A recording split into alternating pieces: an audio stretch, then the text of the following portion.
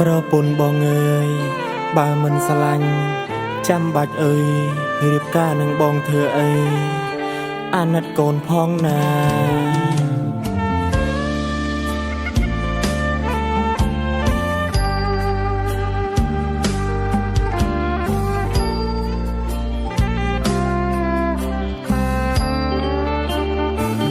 បើមិនស្រឡាញ់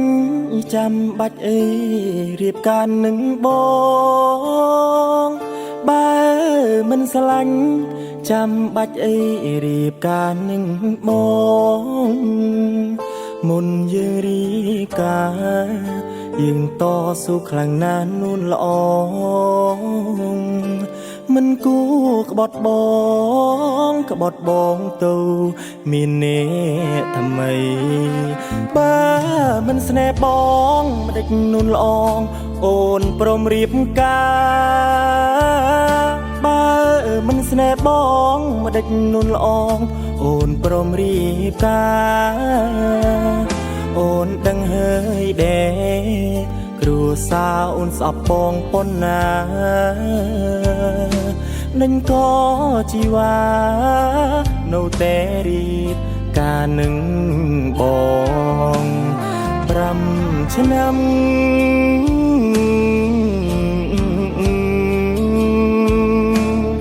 បងនៅចាំរាល់អានុសាកូនយើងក៏ធំហើយណាមិនដេចក៏ជីវ៉ាតាំងចិត្តចង់ក្បត់បងបែបនេះ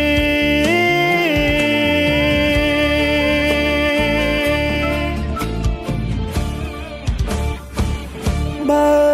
ជ្រុលទៅហើយសូមត្រានត្រើយទៅអើយសុខចបើជ្រុលទៅហើយសូមត្រានត្រើយនៅអើយសុខចពីព្រមម្នាក់នេះ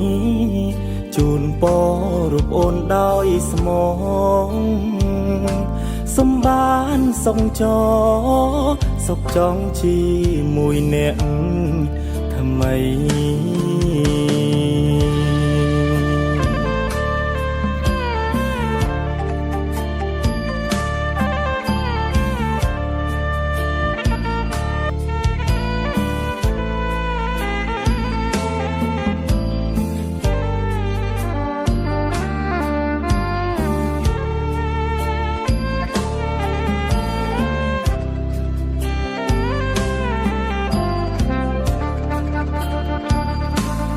5ឆ្នាំ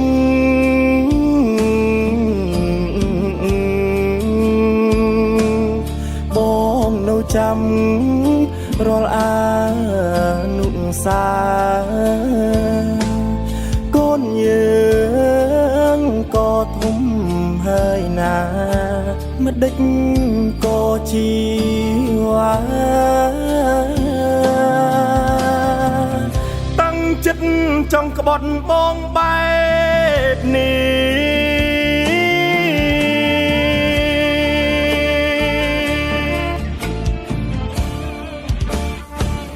បើជ្រុលទៅហើយសូមត្រានត្រើយទៅអើយសុខចបើជ្រុលទៅហើយសូមត្រានត្រើយនៅអើយសុខចពីព្រមម្នាក់នេះជូនពររូបអូនដោយស្មងសំបានសុខចសុខចង់ជាមួយអ្នកថ្មី